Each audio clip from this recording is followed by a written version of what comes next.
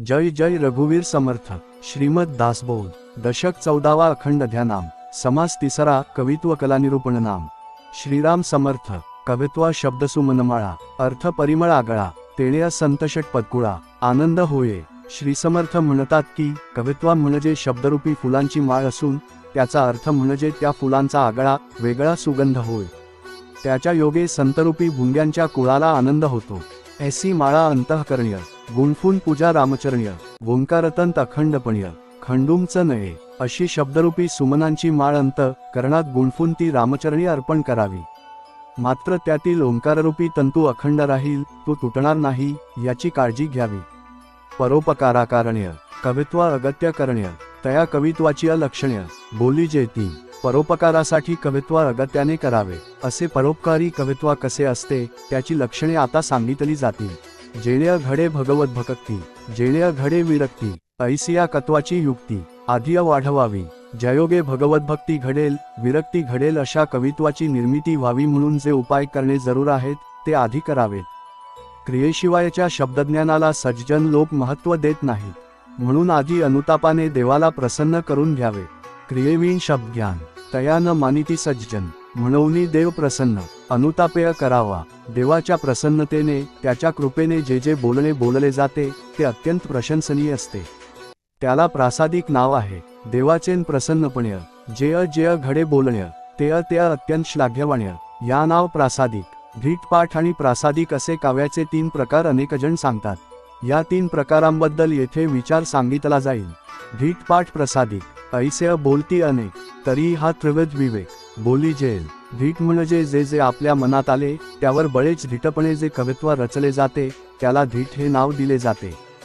धीट म्हणजे धीटपणे केले जे आपुल्या मनास आले बळेंची कवित्व रचिले या नाव धीट बोलीजे। पाठ म्हणजे पाठांतर अनेक ग्रंथांचा अभ्यास केल्यावर त्याच्या धर्तीवर आपणही काव्य रचले त्यास पाठ म्हणतात। पाठ म्हणजे पाठांतर बहुत पाहिले ग्रंथांतर तयासरीखा उतार आपणची केला। जे दृष्टीस पडले त्यावर जे शीघ्र कवित्व केले जाते व ज्यांत भक्ती नसते त्याला धीटपाठ असे नाव आहे। शीघ्रची कवित्व जोडिले दृष्टी पडिले तेची वर्णिले भक्तिवांचून जे केले त्या नाव धीटपाठ। कामिक रसिक शृंगारिक वीर हास्य या रसांनी युक्त ज्यांत काही आश्चर्यजनक गोष्टी विनोद प्रास्ताविक वगैरे असते त्याला धीटपाठ म्हणतात। कामिक रसिक शृंगारिक वीर हास्य प्रस्ताविक कौतुक विनोद अनेक या नाव धीटपाठ। मन ज्या वेळी कामवासनेने भरून कामाकार होते त्यावेळी कवी जे काव्य रचतो ते कामाकारच असते, त्यास धीटपाठ म्हणतात। पण अशा काव्याने भवसागरातून मुक्तता होणार नाही। मन ज्याले कामाकार तैसेची निघती उद्गार धीटपाठेय परपार पाविजेत नाही।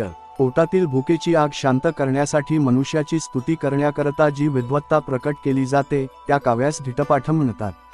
व्हावया उदरशांती करण्या लागे नरस्तुती तेथे केली जे व्युत्पत्ती त्या नाव धीटपाठ। कवित्वा धीटपाठ नसावे किंवा ते ओढून ताणून केलेले नसावे, तसेच ते उद्धट किंवा पाखंड मताने युक्त नसावे।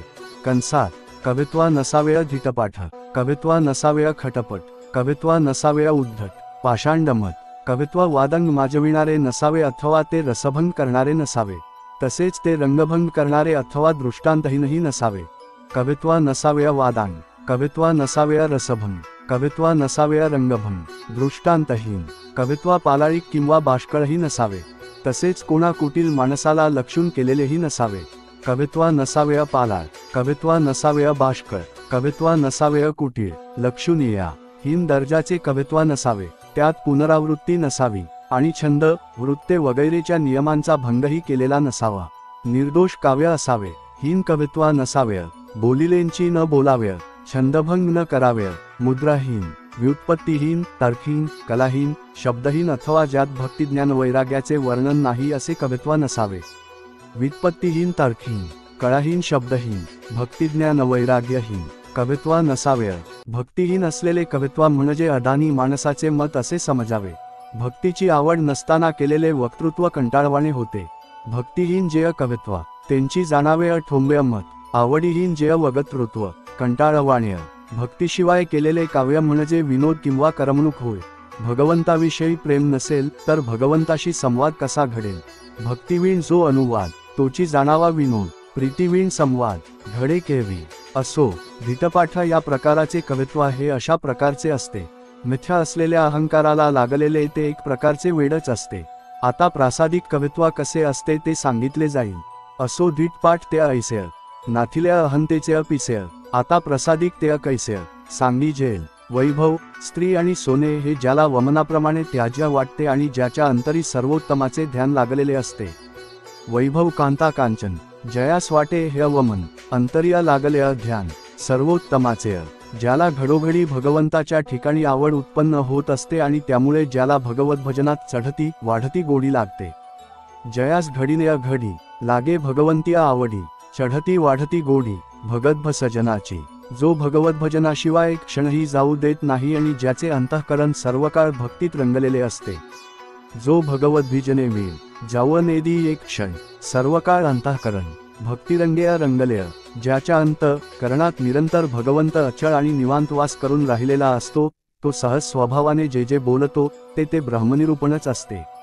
अंतरी बैसला गोविंद, तेण्या लागला भक्तिछंद. भक्तिवीण अनुवाद, आणिक नाही.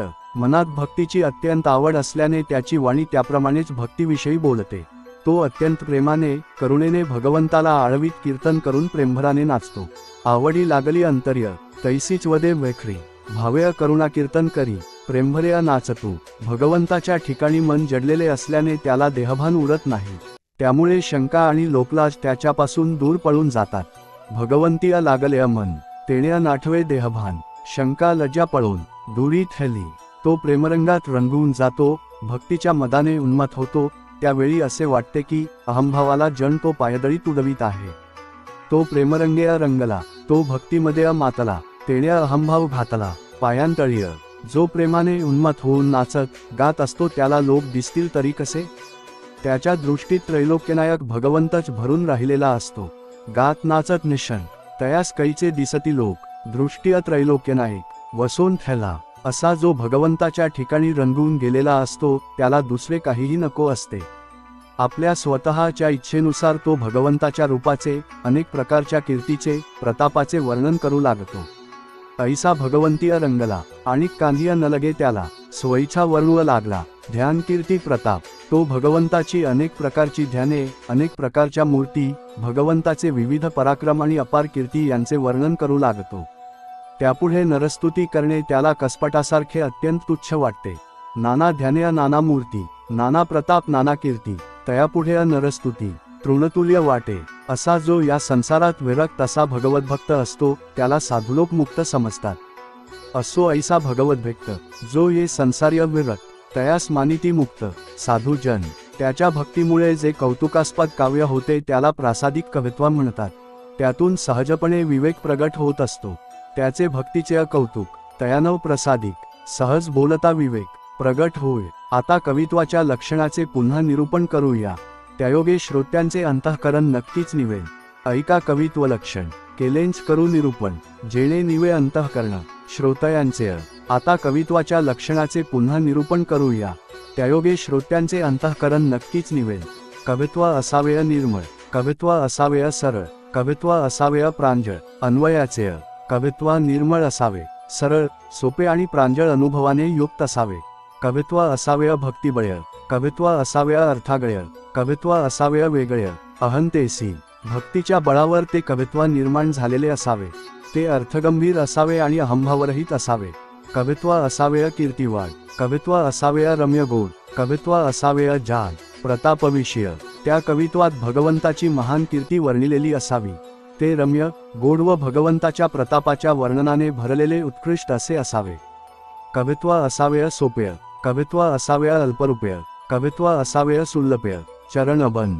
कवित्व सोपे, छोटेसे, सुलभ आणि चरणांची नियमबद्ध रचना असलेले असावे. मृदू मंजूळ कोमळ, भव्य अद्भुत विशाळ, गौल्य माधुर्य रसाळ भक्तिरसेय. कवित्व भक्तिरसाने भरलेले आणि म्हणून मृदू, मंजूळ, कोमल तसेच भव्य, अद्भुत, विशाल, व्यवस्थित रचना असलेले, माधुर्ययुक्त आणि रसाळ असावे. अक्षरबंध पदबंध, नाना चातुर्य प्रबंध, नाना कौशल्यता छंदबंध, धाटी मुद्रा अनेक. उत्तम कवित्वात पुढील अनेक गोष्टी असाव्यात. अक्षरबंध, पदबंध म्हणजे चित्रकाव्य, चतुराईने रचना केलेले नाना प्रबंध, कुशलतेने रचलेले छंद बंध, नाना धाटी, नाना मुद्रा असाव्यात, नाना युक्ती, नाना बुद्धी, नाना कवित्व, त्यात नाना युक्ती, नाना बुद्धी, नाना कला, नाना सिद्धी, नाना अन्वय साधणारे अनेक प्रकारचे कवित्व असावे, नाना साहित्य दृष्टांत, नाना तर्कधात्मात, नाना संमती सिद्धांत, पूर्वपक्षेंसीय, त्यांत अनेक प्रकारचे साहित्यिक दृष्टांत, नाना तर्क, त्यांची स्थापना आणि त्यांचे खंडन, तसेच पूर्वपक्षासह नाना संमती आणि नाना सिद्धांतांचे निरूपण असावे, नाना गती, नाना व्युत्पत्ती, नाना मती, नाना स्फूर्ती, नाना धारणा, नाना धृती, या नाव कवित्व, नाना मती, नाना व्युत्पत्ती, नाना मती, नाना स्फूर्ती, नाना धारणा, नाना धृती ज्यात असतात त्याला कवित्व म्हणावे. शंका आशंका प्रत्युत्तर्य, नाना काव्य शास्त्राधार्य, तुटे संशय निर्धार्य, दीर्घारिता, त्यांत शंका आशंका प्रत्युत्तरे शास्त्राधार देण्यासाठी दुसरी नाना काव्ये असावी. त्यामुळे अध्यात्माविषयी निर्धार होऊन त्यायोगे सर्व संशय नष्ट होतात. नाना प्रसंग, नाना विचार, नाना योग, नाना व्यव, नाना तत्वचर्चासार, या नाव कवित्व, ज्यात नाना प्रसंग, नाना विचार, नाना योग, नाना विषयांचे विवरण, नाना तत्वांच्या चर्चा आणि त्यांचे सार वर्णिलेले असते त्याला कवित्व म्हणतात. नाना साधनेय पुरश्चरणीय, नाना तपेय तीर्थाटनीय, नाना संदेह फेडणीय, या नाव कवित्व, ज्यांत नाना साधने, नाना पुरश्चरणे, नाना प्रकारची तपे आणि तीर्थाटणे यांचे वर्णन असून नाना प्रकारचे संदेह फेडले जातात त्याला कवित्व म्हणतात. जेणे अनुताप उपजय, जेणे लौकिक लाजे, जेणे ज्ञान उमजे, या नाव कवित्व. वरील प्रकारच्या कवित्वामुळे काय लाभ होतो ते येथून पुढे सांगितले आहे. ज्याने पश्चात्ताप उत्पन्न होतो, लौकिक सुखाच्या आसक्तीची लाज वाटते आणि ज्ञान होते त्यास कवित्व म्हणावे. जेणे ज्ञान हे प्रबळे, जेणे वृत्ती हे मावळ्य, जेणे भक्तिमार्ग कळे, या नाव कवित्व, ज्याच्या योगे ज्ञान सुदृढ होते, वृत्ती मावळते आणि भक्तिमार्गाचे ज्ञान होते त्यास कवित्व म्हणावे.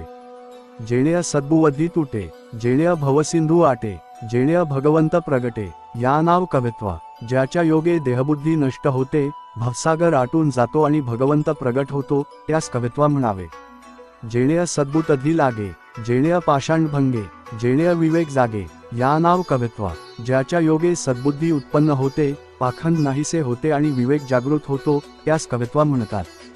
जेणे सद्वस्तू भासे, जेणे भास हा निरसे, जेणे भिन्नत्व नासे, या नाव कवित्व, ज्याच्या योगे सद्वस्तूचा साक्षात अनुभव येतो, मायेचा आभास मावळतो आणि द्वैताचा नाश होतो त्यास कवित्व म्हणावे.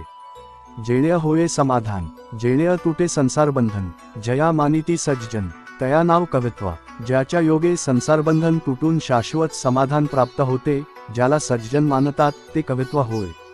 ऐसे कवित्व लक्षण सांगता ते असाधारण, परंतु कांदीने एक निरूपण बुझावया केले. कवित्व लक्षण खरे म्हणजे असाधारण आहे, पण ते कळावे यासाठी त्याचे थोडेफार निरूपण येथे केले आहे. इति श्रीदासबोधे गुरुशिष्य संवादे कवित्व कळा निरूपण नाम समास तिसरा. जय जय रघुवीर समर्थ.